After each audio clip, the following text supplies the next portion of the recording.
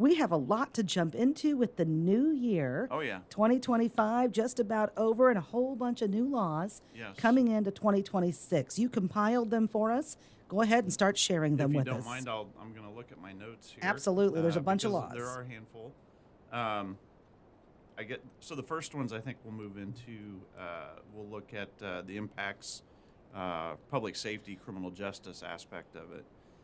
There is a new safe gun storage law that's coming into effect, and it directly creates new criminal liability for improper storage of firearms that you have in your home.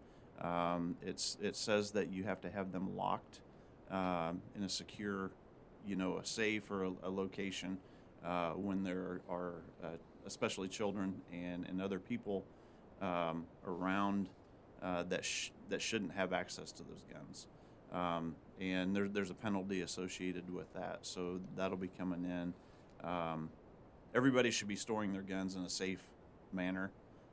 Anyway, this just kind of codifies that into state law and associates a fine with that offense. Okay. There's a squatter removal law that's coming into effect, and it shifts many of the cases of a squatter incident, which happens periodically, into a criminal trespass enforcement.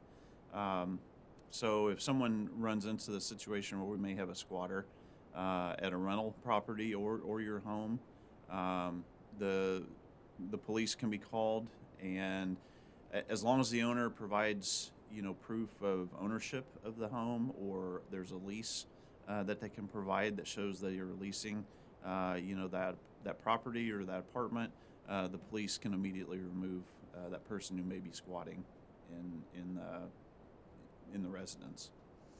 Let me go back down through these again real quick. Those are the big ones on the criminal justice side of it. And if I could add, the violation for the Safe Gun Storage Act, that is a penalty of up to $10,000, Yes. and gun owners are required to securely store and lock firearms if a minor lives at home, or if someone else in the household is prohibited from possessing weapons. So Correct. it's just taking some steps to secure the weapons in the home. Yes.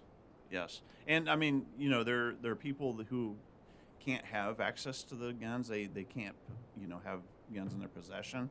And I think this just kind of, if you're a gun owner and you have someone that's in that category that can't possess a firearm, it makes it so they don't have access to that firearm. Okay. So with the traffic aspect of it, the hands-free driving law becomes much stricter. Basically, it says that you cannot touch your phone at all while operating your vehicle, even while you're stopped in traffic. So keep that in mind. I know, there's a lot of people that still, grab at their phone, make phone calls, that type of thing. And this kind of puts a little more meat behind, that statute by saying you can't touch your phone at all. Okay. So work zone fines, there's much higher fines for speeding through active construction zones. And we all run into those construction zones every spring and summer. So, we got to be safe. Those are people's lives. They're out there working. Oh, yeah, for sure. They got loud equipment going on. They can't hear us approaching. It's a construction site, and there's oftentimes a lot of traffic moving through those construction sites. And you've got to slow down and give them their space. The speed limits they have posted are that way for a reason, and it's for the safety of those workers that are standing alongside the road. Okay. Speaking of the traffic and the construction zones, how about the move over law?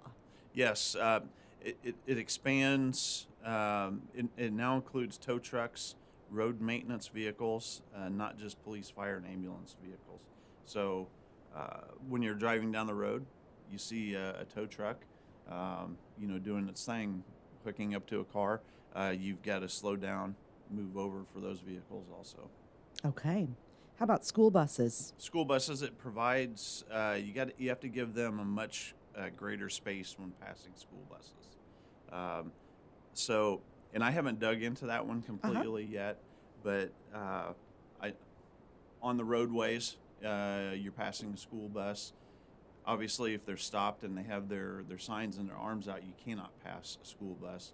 I think the core behind this is if you're on the roadway, on the interstate, and you're legitimately passing the school bus, you have to give them much more room. Okay. How about license plates? License plates, it's they're going to encompass with the presence of traffic cameras now and the tollways. People have figured out ways to cover numbers, use stickers that change the numbers on their license plates, and it adds that type of nefarious action into obstructing your license plate where you can't utilize anything that would change, block, or blur out your license plates. Okay. So, yeah. Let's hope they follow that law since they already broke the law to begin with, Yeah, right? right. Yeah, yes. I get it. It just adds another, I guess, piece to the equation for the DA, right? Yes, that's right. Okay. Any other laws that you can think of? I'll grab my sheet too. There's a bunch of laws, folks. If you want to see, there's more than 100 laws going into effect. It seems like that every year. There Chief. always is. There's amendments to current laws. There's new laws that they come out with. Only, a select few affect law enforcement, the traffic, portion, and criminal enforcement portion of it. So you can get on, the Illinois State website and view all of these, and they're out there. It helps to become aware of them. Yeah. Okay. Yeah. And refresh yourself on what is coming up in the new year. And another new law taking effect is there's no waiting period now for filing a missing persons report. Correct. A lot of that's due to the whole age as far as the child trafficking. They might be 17, they might be 18. Yes. I mean, it's imminent danger. There now with missing person or reporting a missing person, you can do that immediately. There used to be a time frame where you had to wait to see if that person was actually missing or not. And now, which makes sense, if you feel that somebody's missing, you should be able to report that immediately to law enforcement so we can start looking for them or help you look for them. Okay. Another new law taking effect in 2026 is designed to help save lives during emergency situations by improving how 911 calls are handled. Give us an idea of that. I don't even know if you've had a chance to see it, but the new 911 law. Well, what that one talks about is it makes it so that emergency dispatcher has to be certified in CPR and be able to walk somebody through the processes of doing CPR. Okay. All of our dispatchers are CPR qualified. We're moving into the emergency medical dispatching. We haven't quite got there yet, and it's kind of a process, but we will be doing that at some point in time. Okay. So, when you call, for an ambulance, there will be a lot of questions that get asked. There'll be some direction given, to that individual. Fortunately, we live in a small enough community where when an ambulance is dispatched, it takes several minutes for them to get to you. Yes. And some of it, may not even come into play because the ambulance will get there before they get rolling through this process. You got it. It kind of step-by-step process on what to do in any given situation. Right. And even if the ambulance isn't there quite yet, you've got the fire department showing up too, who are also qualified and certified, as well as you guys, depending on the situation. Yeah. Routinely show up to medical emergencies before both the fire and ambulance do. So true. The officers, so we have AEDs in our squad cars, and they're all CPR certified also. Okay.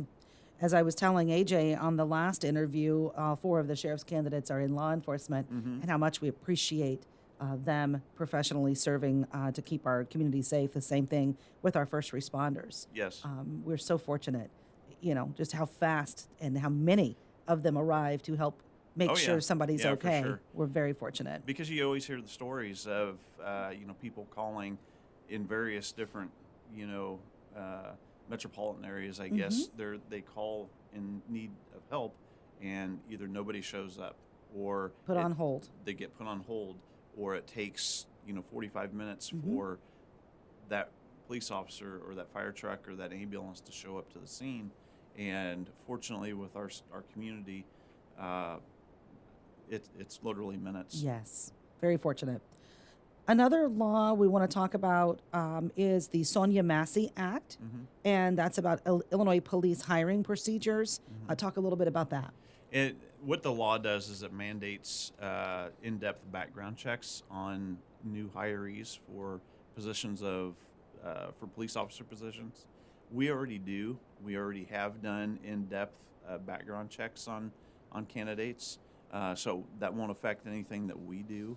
That just codifies that into law, because I think in the Massey situation, there was some question or lack of an in-depth background investigation With repetitive disciplinary yes hearings. with that individual. So Okay.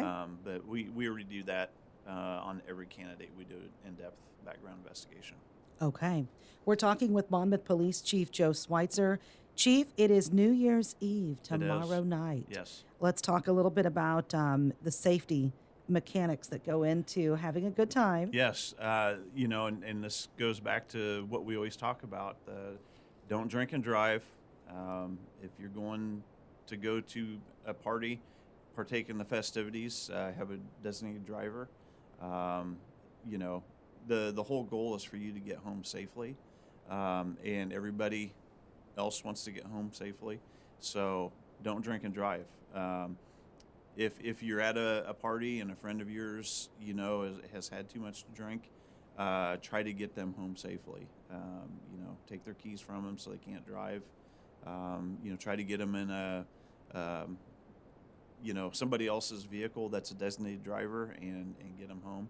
It might not be a pleasant experience in that moment, but, you know, someone getting into a vehicle that's intoxicated is not pleasant either, and there's a lot of things. A lot of people can get hurt in that situation. So you want to make sure that everybody gets home safely.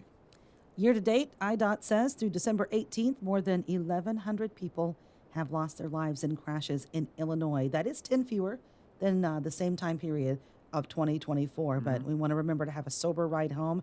That includes if you are drinking or if you're partaking in other substances Yes. that are legal as well that Yes. can alter. Consuming marijuana can make, you know, has the same effects on you as drinking alcohol. Prescription and drugs. Prescription drugs have the same effect on you, and you can be under the influence of that prescription drug or marijuana just like you can with alcohol. Okay. Will you guys be increasing patrols to look for impaired drivers, seatbelt violations, or distracted driving? Yes, we always have extra people out on New Year's Eve.